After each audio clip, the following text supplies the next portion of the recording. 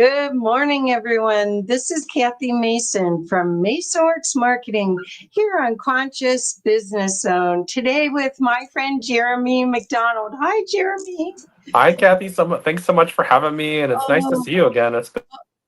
Oh yeah, this is great. I think we're going to have a wonderful conversation, and it's going to help so many people because Jeremy is an international best-selling author, quantum healer, and a spiritual leader for over 25 years.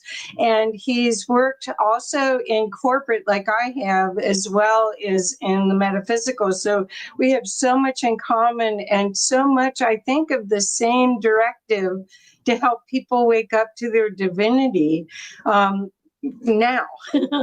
So, Jeremy, why don't you share, if you would, share how you got started? Because your story, and especially in your new book, which we want to show a lot about, how Source sort of sculpts and designs a lifetime in a perfect way to have things happen. So could you share your story so people could understand? Yeah, absolutely. And I think you said it perfectly. Source just kind of guides us. Yep. And so one of my favorite sayings is when people ask me, "What was your awakening moment?" And I'm usually like, which one?" And it's funny because they'll be like, "What do you mean, which one?" They always count awakening to like some moment that happened. Well, mine started honestly when I was a lot younger, but the one I draw on the most that I talk about the most is my mother going to a women's psychic development course. And I thought she was crazy. So I was like, "Mom, what are you doing?" And I'm 51, give her to turn 52 now. And that was probably when I was about 23 or 24 years old. And I just thought, none of that stuff is real, Mom.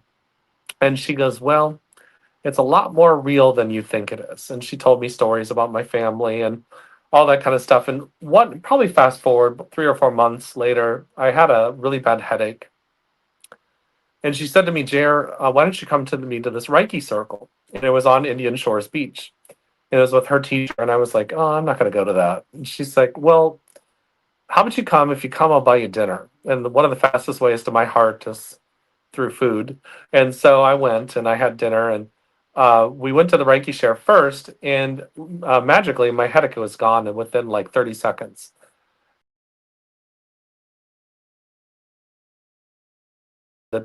Definitely not magical. But it was definitely a process. But I think what happened to me and my growth, this started when I was a boy. I had an experience. There was a televangelist that my family followed, and we were part of their church. And I remember I used to see him on stage and see myself being him. So I was like a 6-year-old boy, literally having this moment, like I was actually standing there on the stage talking. Not maybe the same subjects and stuff like that that he was talking about, but I saw myself almost as if I was experiencing it right in that moment. And so I had all these experiences, including later on where my mother was a registered nurse, and I started reading all her psychology books from college. And then I started reading all the myths about the Greek, Greek pantheon, the Nordic pantheon, and just continued to study because I just found human potential, and I found human history, especially ancient history, fascinating. And how many 13, 14, 15, 16 year olds, are sitting at home reading psychology books and studying spirituality and different history? When my teacher would want us to be working on a grammar assignment, I'd have the encyclopedia out reading about history. And so there's not a lot of kids that were doing that. They were doing their math or going out and playing. And I still did some of that stuff and playing video games and was a teenager. But my mother always said, "You're trying to grow up too fast." And she says, you need to learn to be a kid." Which fast forwards to a part of my life when I was about 2009 or 2010, I was in my mid to late 30s, and I started to have this experience where I felt like a teenager again. And like I was like 16, 17, 18 years old because I was playing and being like a teenager. I mean, still, paying my bills and all that other kind of stuff, but that in itself was an awakening experience. And so it started making me look at why we do certain things and why is it that I felt like I needed to jump ahead and be an adult so fast. I mean, yeah, I loved history. I loved all the spiritual stuff because that made my heart sing. But then I'd also say to my mother, I'm like, I want to go to night classes, summer classes, and I want to go to day classes because I want to graduate by the time I'm 15 or 16 years old. I don't want to wait until I'm 18. And that's when she said, it's okay to be an adult or to be a child or a teenager. And she goes, go out and do something dumb and make a mistake and, get grounded. She was like, because that's how you learn. And so, to answer your question, my beginning started at a very early age. I mean, the big aha moments came later on, 2006 when I lost everything. I literally lost. I was the vice president of a mortgage company, and I lost that job, lost my house, had almost all the important things in my life stolen from me, and 7 different instruments, musical instruments. I was in music as well, and I started looking at the symbolism and all the things that like 7 different instruments. That's seven. My instruments meant something to me. I had a 200-year-old violin, a Bach Stradivarius bass trombone, a Hofner, sorry, a Hofner bass, a bass guitar, and I had a Gibson Les Paul guitar as well. So all these instruments meant something to me, and but that's no different. And I talk about this in the book, the story of Anana, who she had to shed away the 7 beautiful jewelry that made her the queen that she was, but they were all material objects. And then things always come back. There's this thing, what goes around comes around. It's one of my favorite sayings, and that Les Paul guitar came back to me over 20 years later, almost 20 years later, Ah, and after it was stolen. So yeah, I have to tell you that the same thing happened to me, but can we back up a little bit yeah, because I definitely want people. Could you show your book? of course. Okay, so this is why I was so excited that I saw that you had just published this book, because I think the victimization of humanity is breaking free. And I think your book could be a handbook for how to do it, because so many people see themselves as not the creator of their existence. They Yep. see themselves as a victim of circumstances. And so your book, which goes through, it's called The Sovereign Mindset, which mindset is everything. We put everything into our perspective, but that's what I really think that your timing on this is divine, actually. Yeah. Serious. So what I want to go back to, because I there's so many questions I have with this book, Yeah. if you don't mind. Of course. But okay, so your book explores awakening as an ongoing process rather than a single moment. Yeah. In a time of collective uncertainty and rapid transformation, how can people recognize when their soul's calling them into their next awakening? Well, it's interesting because that sometimes there's this to me quiet inner voice that is guiding you. And it's not always a, hey Kathy, do this. It's a feeling. It's a smooth feeling. And the other voice, the old, remember the story of the 2 wolves, which one are you going to feed? That one. The other voice is more abrasive. Like, oh, Kathy, you should have done that. You should have done that. Why didn't you do this? This is what you're going to do to make you be successful so you can get ahead in this life. That's a different voice. That's the one that's constantly trying to get you to go towards towards the programs that have been given to you. So the softer voice. And so one of the things I started doing is I started having this feeling of, if it felt like I was in a canoe trying to paddle against the Mississippi River current, chances are I was going in the wrong direction. I was trying to fight against the flow of the universe. But if I turn the canoe around and let myself flow with it, I can also, while I'm flowing with it, say, hey, I'd like to stop off and see the St. Louis Arch, and then I can, in the stream, I can paddle there easily and freely. So if it feels like you're going against the grain and it's really tough and that kind of stuff, then chances are you were going in the wrong direction. And you can turn around and start working your way back out. Now, we can also put ourselves in a hole. That vice president's position I had, I absolutely couldn't stand it. I was miserable in it. And I had the title and everything else. But one of the things I talk about in the book is these different stories where I went through all these moments of toughness in my life. And thank you for saying that, because that's what the whole point of this book was, to give people back their sovereignty and teach them that it's all within themselves. So the uncertainty that's going on in this world, if your mind automatically goes into a panic, and by the way, even though I wrote this book, I still go through it, because now I'm writing a book called The Sovereign Heart. And so, in healing the divine heart. And so what's important about this is, as we go through this journey, we learn more and we learn new things. So one of the things you have to do is also give yourself grace, because you're going to go down the wrong direction. And how you learn is by making mistakes and moving in another direction. So when I put my faith more in a human being than I do in the divine energy, the universe, the source, whatever you want to call it, then I'm already out. And one of my favorite sayings with my clients is, "Are you in, or are you out?" And they get so angry with me, some of them, because they're so stuck in this idea that they have to do a certain things a certain way. Because I'm like, who told you that? And well, my mom, my dad, my school, my teacher, the television, all that other kind of stuff. Well, what does your soul say? What is it that you feel?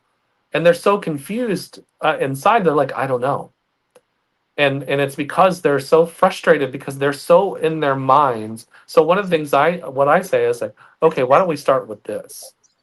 Why don't we start with you just saying into your inner world, take me one step at a time. Beautiful.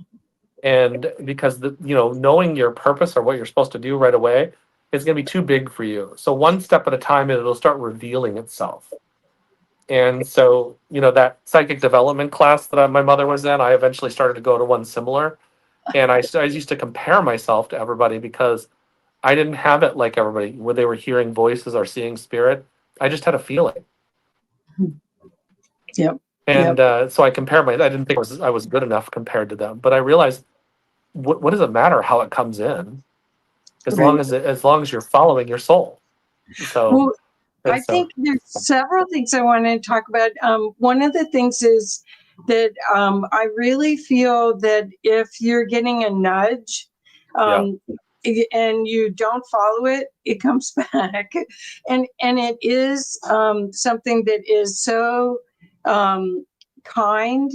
It's like, you really should do this. You really should do that. It's not, or else, there's not consequences kind of thing.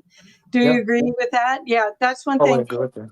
And then the other thing is that we have been taught to use our brain, and this is the time period where humanity is going to be learning how to use their feelings, use their heart space, and navigate from their heart. And when you're saying, when you're working with clients, the first thing I imagine you have to do, because people are overwhelmed by fear and instability right now. And I don't know, how do you teach them to feel? Yeah. So I start with them just breathing. One of the things is, I don't talk about meditation with them, because if they haven't meditated, their mind's going to go into panic. And so I just tell them to deep breath in through your nose and exhale out through your mouth. And one of the reasons why I want them to do that is that if they can just learn how to breathe, and by the way, deep breath in through your nose and out through your mouth takes your mind and your brain frequency into a gamma frequency. And so that's where you can collapse a lot of things that are going on and do a lot of healing. So if they can just feel, one of the things I want them to do is breathe, and I want them to drop their mind and play with me just for a second. So I'm asking them to feel, where's the tension in your body? Where's the anxiety in your body? So they could at least start to feel that, because that energy, like right now I have a little bit of tenseness in my shoulder. And so what I do is I breathe and I said, talk to me about what's going on in here. That tension is some kind of stress that I've placed there. It could have been 2 minutes ago. It could have been 2 weeks ago. It could have been when I was 5 years old. It could have been, generational trauma. Whatever it is, I'm willing to start to have it come up. And so then it maybe come up that, I'm a little nervous about, whatever. Maybe it's the book and its success or whatever. I mean, here's the reality. What I want you guys to understand, I don't care who you are. There's a limitation in you. And so the more we admit and are vulnerable that there's going to be limitations, and when we look at them and release them, like I just had one the other day. So I'll give you an example, and this is what I would take a client on. So that's what I'm going to answer your question with this. I was like going through this a little bit of a moment, and I felt my blood pressure go up a little bit, and my body was a little tense, and I was like, what's going on? And I started breathing just like I said, and I got this feeling like, well, can I be a healer, a producer? And I'm now working on another project with my friend Donna, and I'm adding this, and I got the book and all this other kind of stuff. And I'm like, well, what if I'm taking on too much?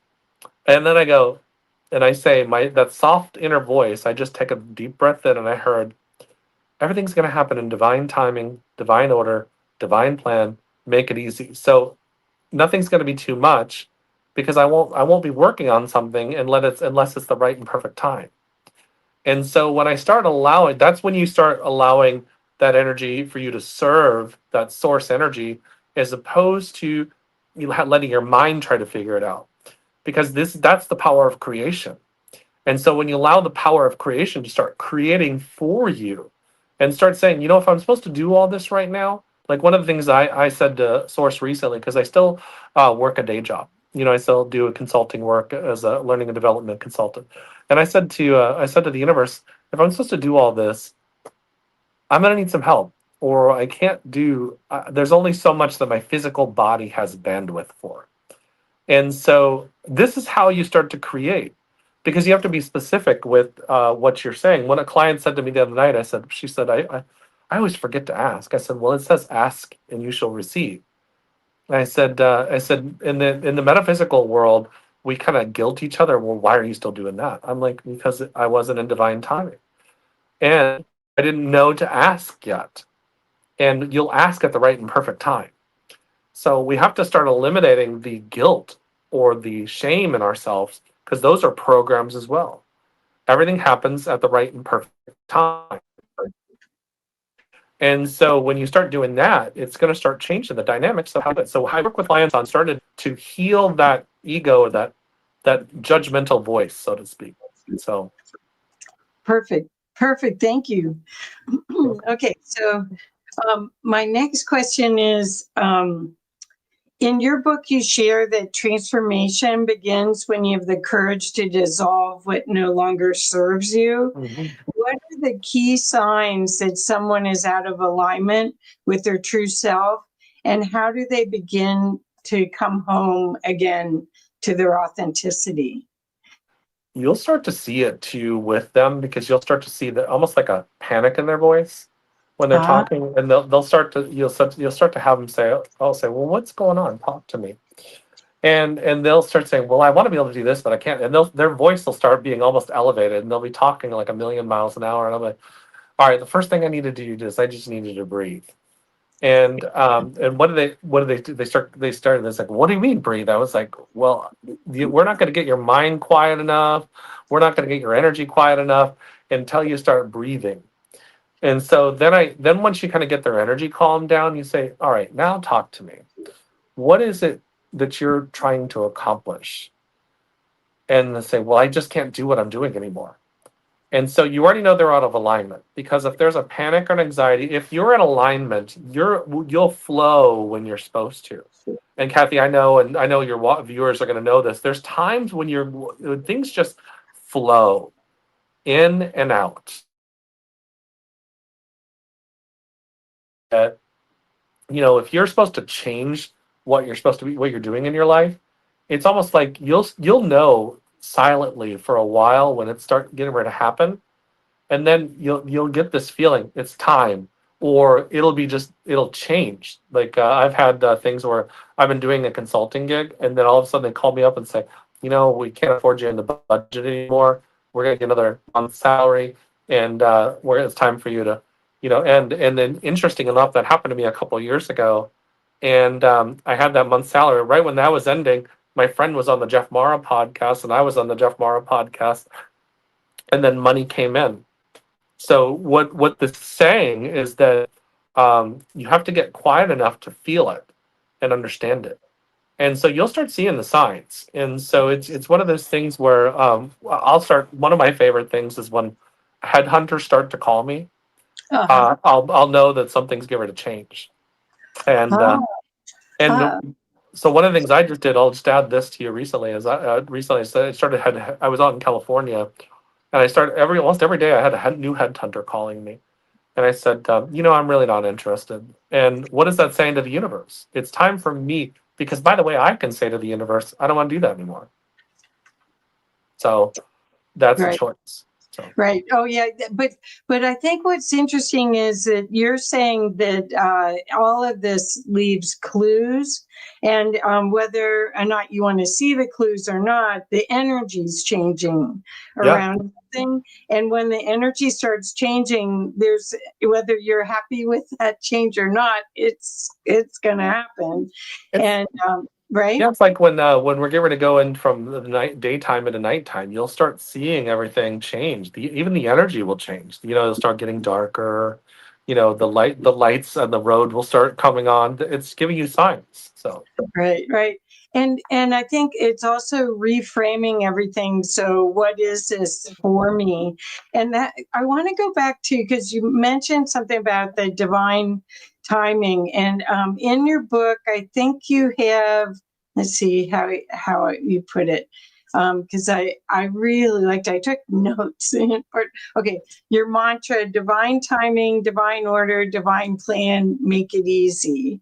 Um, mm, that's really comforting. Could you talk a little bit about how you apply this in your daily life, or how you help people use that? Because I know that in my life, I have to sometimes talk to myself that way as well.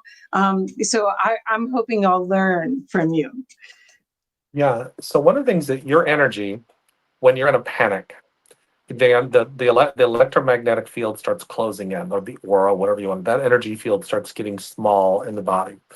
And so, but when I start feeling that energy coming on, I'll just take that breath in, and I may even be driving in the car, so I can't obviously close my eyes when I'm driving the car, but I'll take a deep breath in through my nose and out through my mouth, and I'll say, "Divine timing, divine order, divine plan, make it easy." Why do I say make it easy?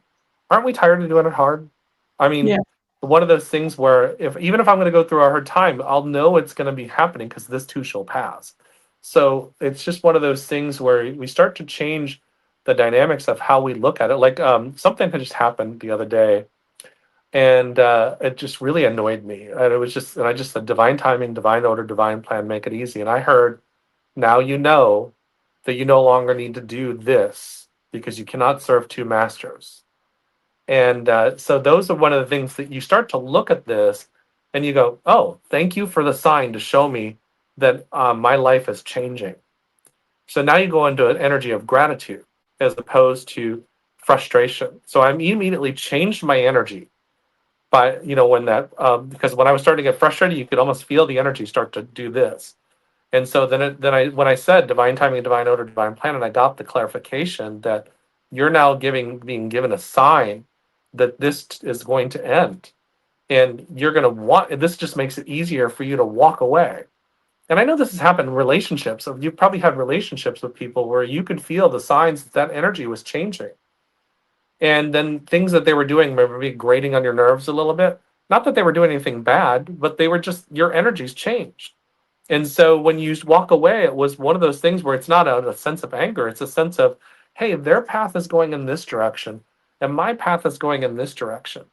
And I still love them and still care about them, but it's time for my energy to go in this direction. We may come back around, but the reality is that holding on to the energy, because the universe is like, do you remember at midnight when the TV would go off, and after the national anthem, and it would do this black and white little things moving around the Yeah. screen?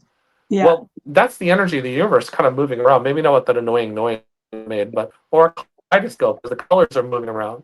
So if one color tries to hold on to the other one, then what are we doing? We're blocking the flow of manifestation.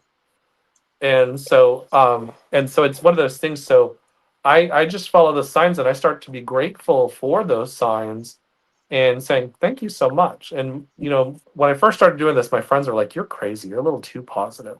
It's like, it's not being positive. It's stating that I'm grateful for the opportunity to grow as a soul. Mhm. So Yep.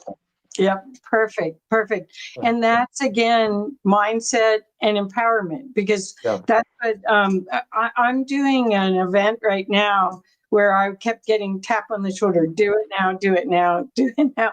And it was and not a mean tap, just the universe saying who's it to serve, or it's the spark that's going to help somebody else.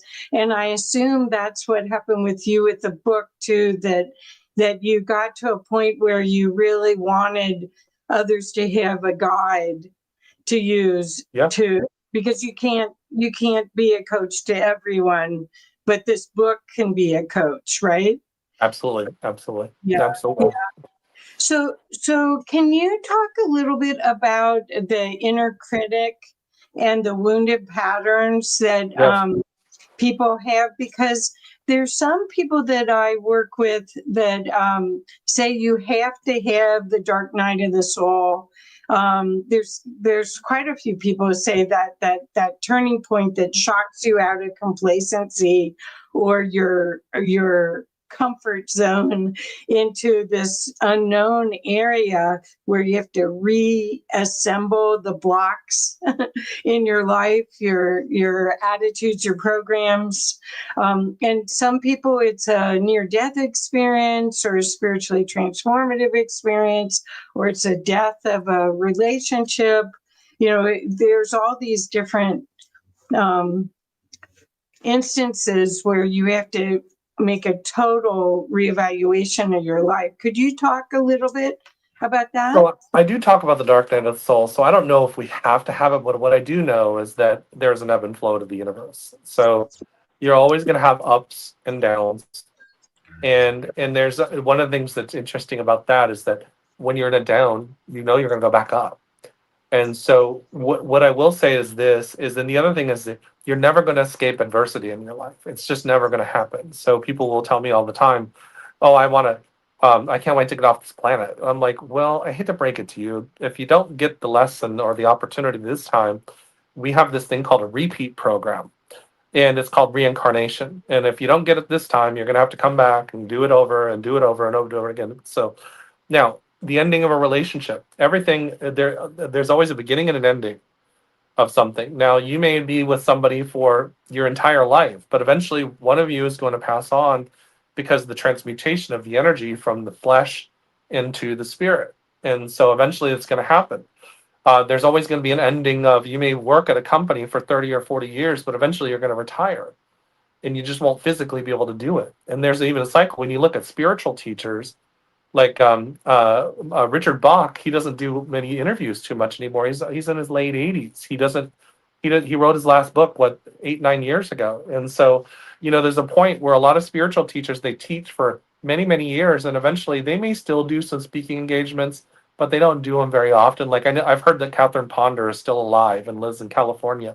But she's in her late 90s. She doesn't want to be out there traveling all the time anymore, but her work is still out there. So what I'm saying is that those dark nights of the soul, I think of them more as the entrance into a new opportunity. And so the ending of the old and bringing in the new. So there's always going to be an ending. There's always going to be a beginning. And your life is full of them. As a matter of fact, in numerology, if you look at the 9-year cycle, you're going through a 9-year cycle every 9 years, right? And or the major arcana, and we start off as the fool and end up 22 cards later when the end of the journey, which is the mastery. And so then you master that and you go to the next, because what are you doing? You're evolving your soul and it's learning and growing. So to be the dark night of the soul, yes, I believe that we've all had them. They may be different, but really, I talked to Dr. Moody a few years ago, and he said we really can't simulate a near-death experience because it's a little unethical. But the one thing we do know and a constant is that eventually we're going to die. And he goes, we die throughout our lifetimes. And so, there's a death of one part of us and a rebirth into a new part of us. So that's that ebb and flow. Perfect. Perfect. Thank you for Yeah. clarifying that. And I do believe that the hindsight always heals those wounds anyway. And when you're going through a difficult, I went through a divorce at 40, and I didn't know that I would ever make it. But this whole new thing opened up afterwards. So I totally understand it. Hindsight's a great healer, but what do you do? You're helping us figure out what you do while you're in it, which is really helpful. I want to ask about what people, they seem to, or women in particular, I assume men do it as much too, but in difficult times, people often abandon their needs in the name of love. Mm-hmm. To maintain stability. What role does self-honoring play in healing ourselves? Yeah. And ultimately supporting others more effectively from that position? That's a really great question, because it's really, we have to love ourselves first. Right. And, I was just like everybody else. I thought I had to love my partner or love my friends and love everybody. And as a result, then I would feel love. But you're never going to feel love until you love yourself and learn how to love yourself. And what that means is sometimes you're going to have to tell the people you love you can't do something. And sometimes it means that, you may change. Like over the last 2 years, I stopped drinking alcohol. And so you can imagine what that feels like when I'm out with friends and you tell them you don't drink and they're like, is everything okay? I'm like, no, because what it was doing is physically causing harm to my body, and because of another health concern that came up. And I'll just come out and say I was diagnosed as a diabetic. And so the alcohol would dehydrate me, and I ended up in the hospital once. And so when I really looked at that in the last about a year or two before that, I had been thinking I'm going to stop drinking. Well, I was even getting IVs of fluids, the Myers cocktails with all the vitamins and everything in it, so I could go out that weekend and drink.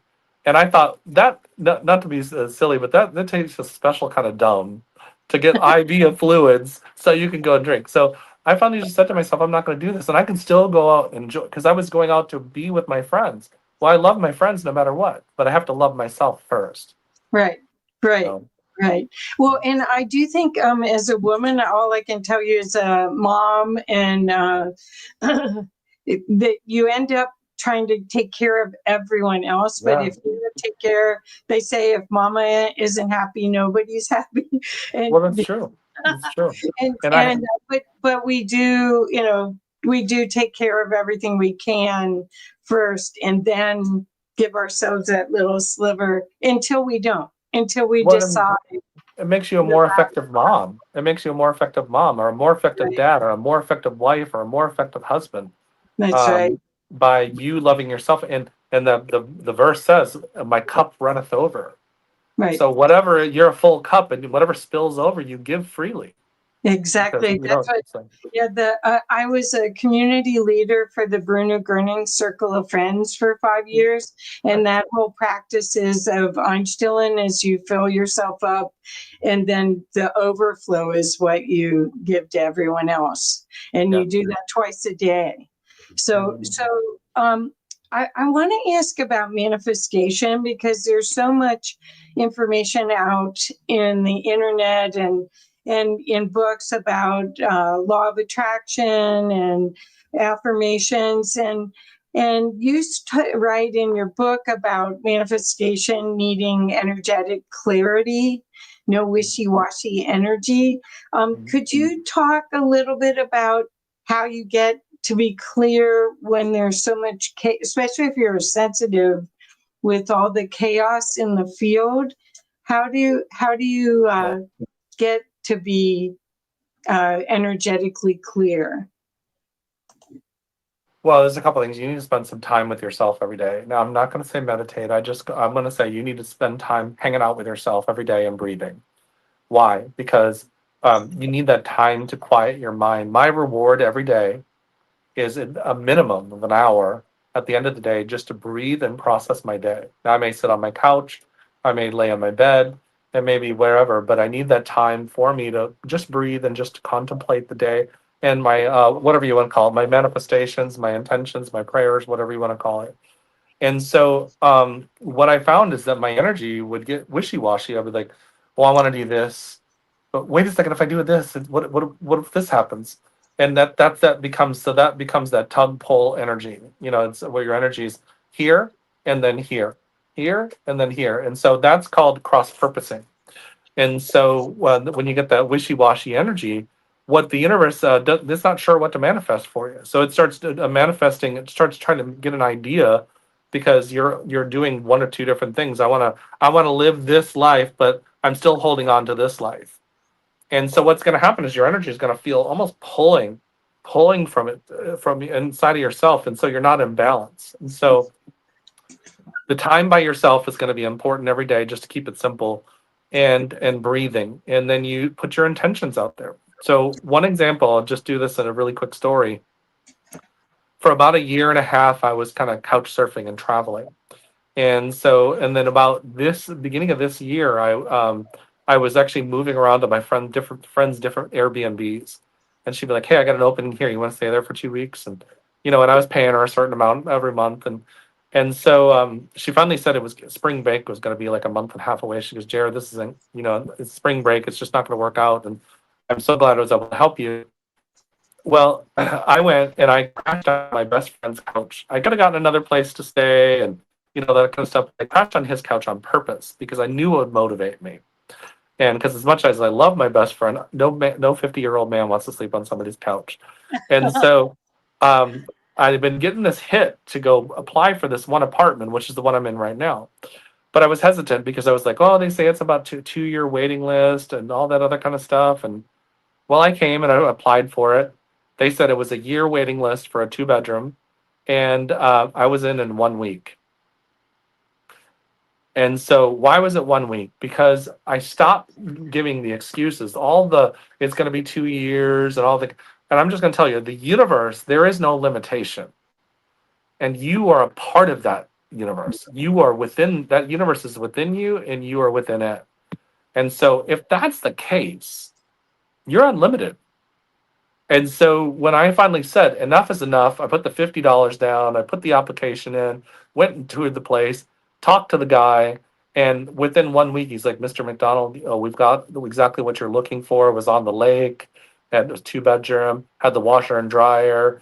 It was quiet and peaceful, exactly everything. The only thing it did not have is I wanted the downstairs garden apartment, with the big garden area. And then I found out that if I was down on that floor, I would hear somebody stomping above me all the time. So it would eliminate the peace and quiet part. So they always say that or better. That or better in divine timing, divine order, divine plan, make it easy. Okay, so that's excellent, excellent. Do you feel that you need to write down your desires or your creations? Or do you feel that just by speaking it's enough? I personally just speak it and feel it. I have written them down, and I would recommend if your mind is really not it's unsure, I would recommend this is an exercise I give clients to write it down. And what I want you to do is, as you're writing it down, I want you to feel it. And that's the important thing, feel it. And then you get clarity when you're writing it out, because writing it out is almost writing a business plan. Because Kathy, I know you help people form their businesses. You probably say, write out your business plan, because the business plan is laying out the intention. So if I've been doing this now for over 20 years, so a lot more practice in it. But in the beginning, I used to write everything down. I used to do my gratitude journal and all that other kind of stuff. So Yeah. Okay, so I have a question about. I'm sorry, I'm just pelleting you with questions, but you're fine. I really want to learn from you, and I think that my audience will really benefit. Yeah. it appears that anyone that's very sensitive almost is feeling like they have ADHD right now with the global consciousness and the chaos that's in the field. Is there something that you're seeing? Because as an educator, you were trained to know about ADHD.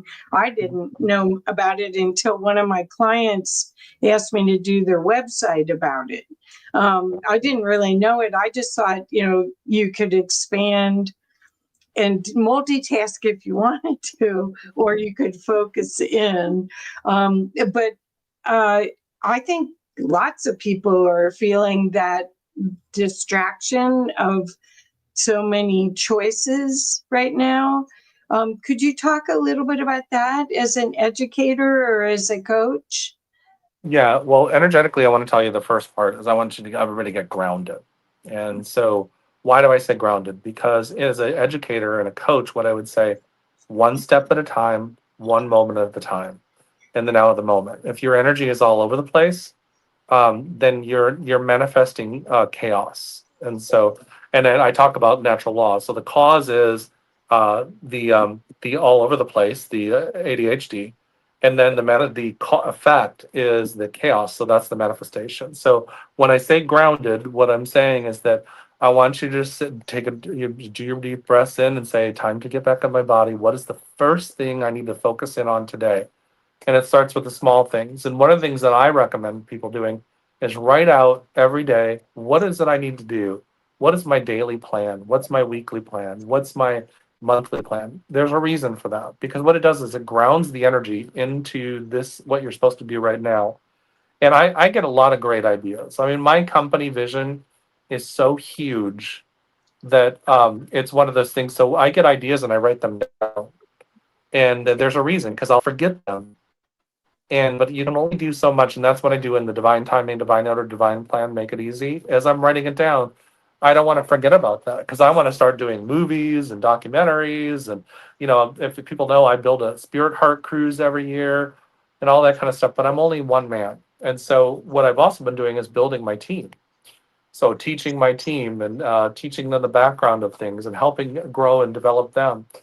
So what I would say as a coach, one moment at a time, and only focus in on what you can do right now. Because one of the things I do is every day something happens in my business, whether it be an interview or it be me working on a website or me doing the accounting with my accountant, that kind of stuff. Every day something has to be focused in on my dream.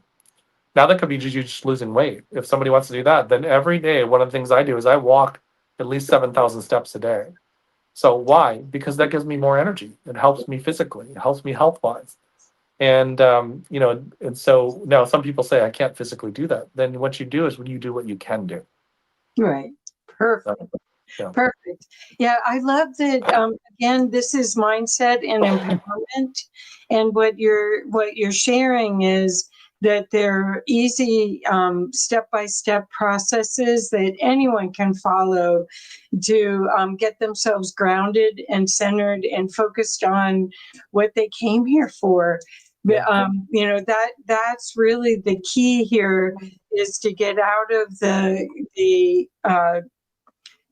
fear and victimization model and back into the powerful beings that we are, so that we can create this new world. Yeah. Now, by the way, that whole in the now of the moment, that's a learning theory called chunking, where you only give little bits at a time until you build into the whole picture. Mm-hmm. And so what do we call that in spirituality? We call it divine timing, divine order. So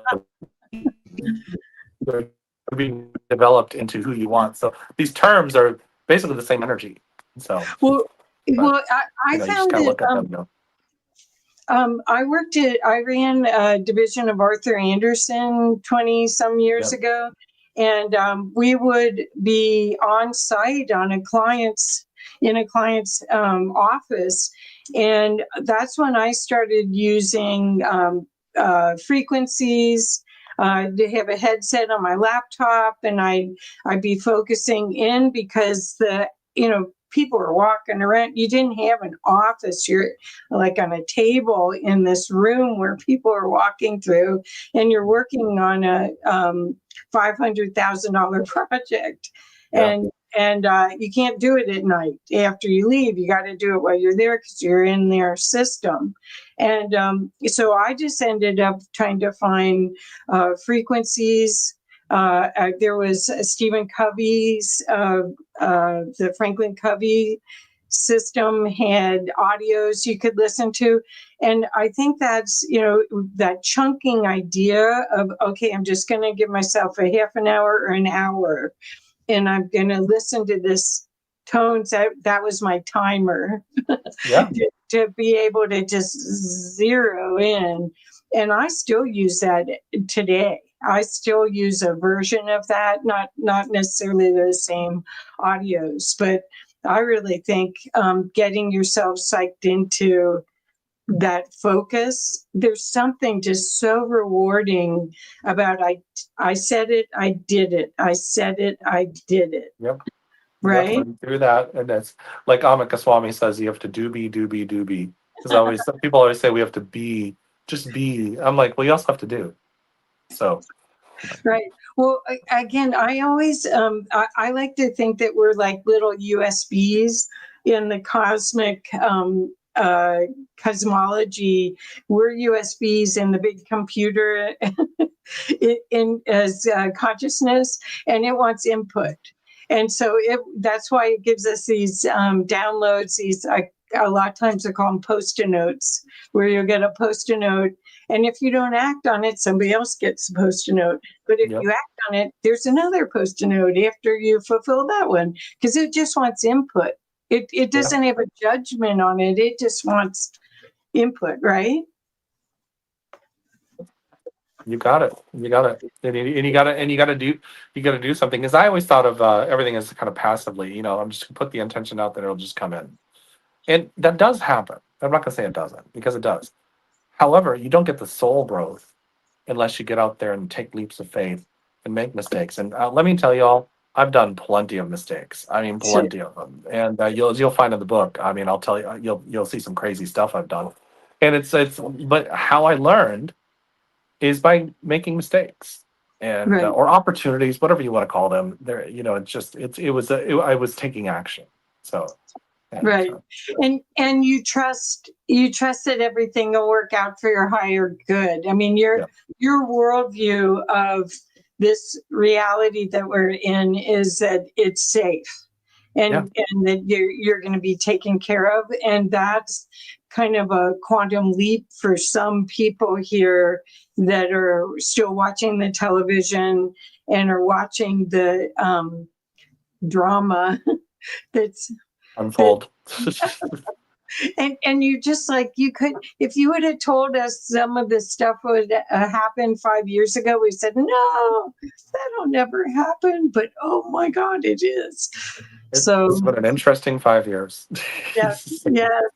So how do you see this new reality of the age of Aquarius, the universal human that Barbara Marx Hubbard calls a Homo universalis, this new evolution of our species? How do you see that happening from what you're seeing? You just came back from a wonderful event. Could you talk a little bit about how you're seeing this new reality unfold? Yeah, what I'm seeing is I think Dolores Cannon talked about this as well, where Dolores, there's going to be two worlds in a sense. And I really don't want it to be two worlds, but the reality is everybody has free will. And so you can have that 18-inch journey from your head to your heart where they connect. And then you really kind of flow through the world. Now, that doesn't mean you don't have things happen or you don't grow from it. Or there are going to be people that are going to be caught up so much in the drama that they're almost like zombie-like. And it's because they're not actually zombies, but what they are is they're just so caught up in their fear that's weighing down on them so much. And we all know what this feels like. It's like the weight of the world is pushing down on you, and you can't see anything past your own fear. And so when you're in that state of mind, you're reactive. And speaking of Stephen Covey, he talked to us about being proactive or reactive. And what that is that's being the observer of the world. I was telling my friend the other day, we were getting off the cruise, and I said, sometimes one of the best things you can do is to step back and be the observer and feel your own reactions. And before you react on them, you process, what is the reason? How am I going to react? How do I really want to show up to the situation? And so the reason being is because if you immediately react, you have no choice. But if you're the observer, you can really have sovereignty over your own decisions. And so there's going to be people that have that sovereignty because they've done the inner work, they've become self-aware, they've worked inside of themselves in their own internal. It doesn't mean they don't have moments where things annoy them. What they're doing is they're being the observer of even their own internal reactions, as opposed to being pulled into it right away. Perfect. And all you have to do is practice on social media. Just scroll through your timeline, and whatever wants to make you jump in and make a comment, and you may even start typing it, and you'll be like, stop, do I really want to do this? Right? Do you want to give it your energy? See, Yes. that once you realize that we stood in line to get these bodies to be here right now. So there's got to be something more about the embodiment of our soul piece or our soul, however much of it's in here, that's going to activate and help the earth during this transition. That's my conclusion. So at a certain point, you have to look at, okay, if I'm triggered, that was a gift for me to see where I still have stuck energy somewhere. And the inner work creates the outer. Could you talk a little bit about that? Because I know that your whole life, your mother, you were lucky enough to have a mother that taught you about that. Most of us, the audience, were trained in some religious hierarchy where God was out there, whereas you got a metaphysical background and a metaphysical worldview at a young age. Could you talk a little bit about that? The inner creates the outer. Okay. Yeah. So first of all, you attract who you are, not what you desire. And so what does that mean? Is that and then that's why I even talk about it in the book, the whole love and light movement. I mean, it's in positive thoughts. Everybody thinks that positive thoughts create. Well, how you feel about yourself is creative. If I love myself and I care about myself and I know that I ask and I shall receive as long as it's in my highest and best good, then and it's not some being outside of me deciding what's my highest and best good. It's my higher self, me, this guy right here. Then I know that when I'm in my highest and best good and I'm manifesting in my highest and best good, I'm in alignment with my soul. And so if something doesn't work out, it means that my higher self is saying, hey, it's time to change this. It's time to move on. It's time to do this. And so one of the things that my mother taught me, and I've had other teachers come into my life and tell me, is that, because I was started off in that religion, and then my mother left that at an early when I was very young. And so she said, Jared, God's not outside of you. It's within you. The temple of God's within you. It says it right in the Bible. She showed it to me. And so she goes, when you start realizing that, then you're no longer a victim to the world. You are the creator of the world around you. And so that's where that whole thing of this week where I said I can do it all as long as it's in divine timing and divine order.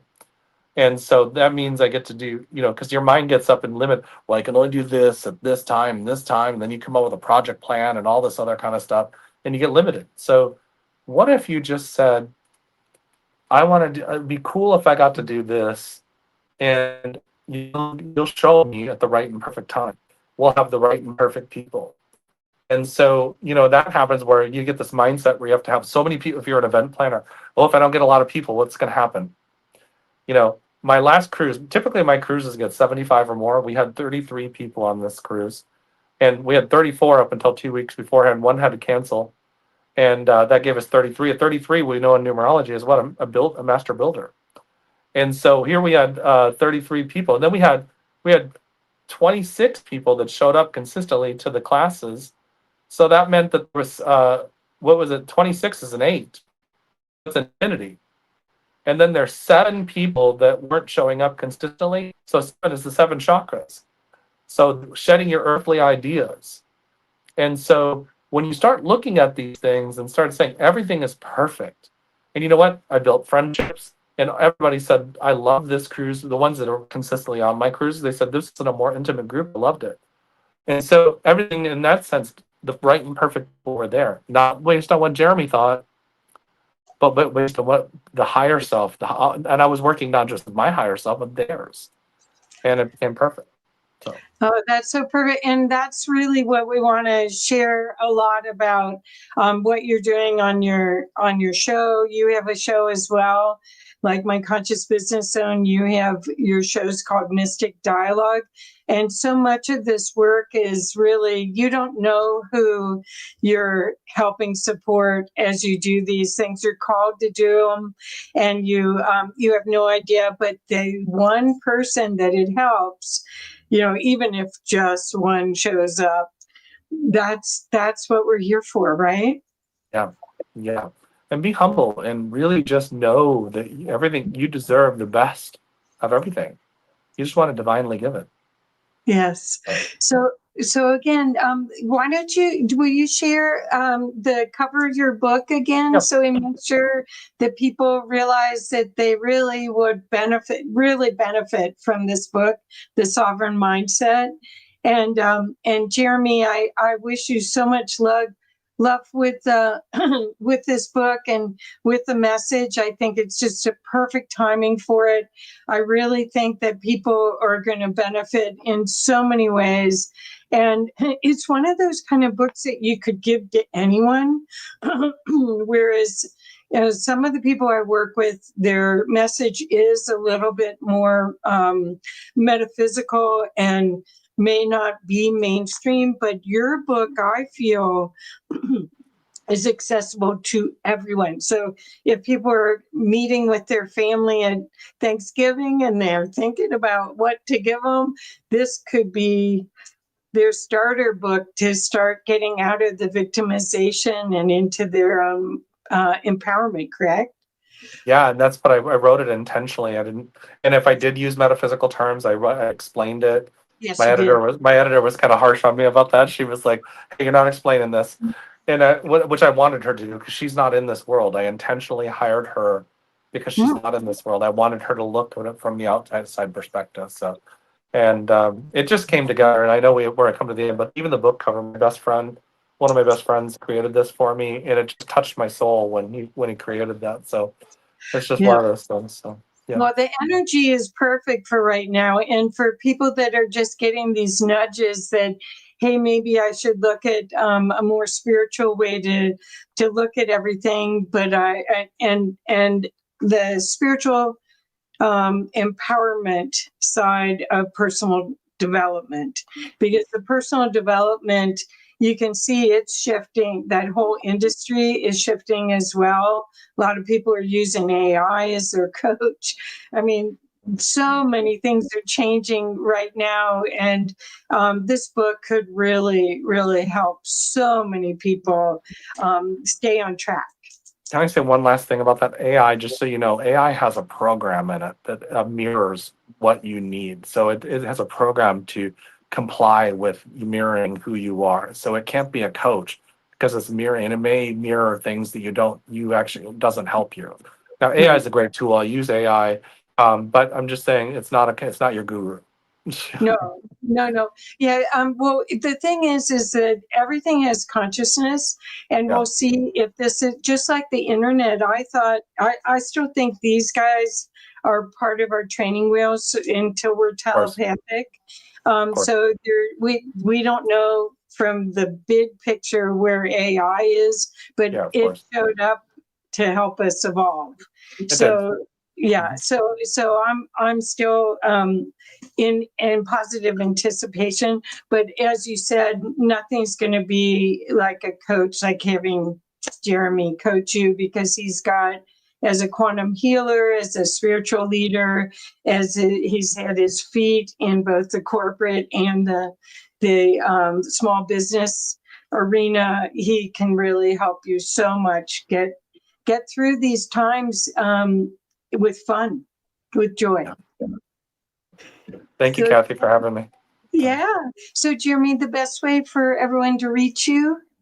Well, my website is jeremymcdonald.net. And if you go on there, at the top has all my social media links. And of course, you can check out more about me, sessions. You can get the links to the book. Everything is all right there. So. Great. Great. I hope people do. And please, if this would help your family or friends, please share this. We really want to help as many people as possible wake up to their divinity. And this is the time. So thank you, everyone. Thank you, Jeremy. Thank you. Have a wonderful day, everybody.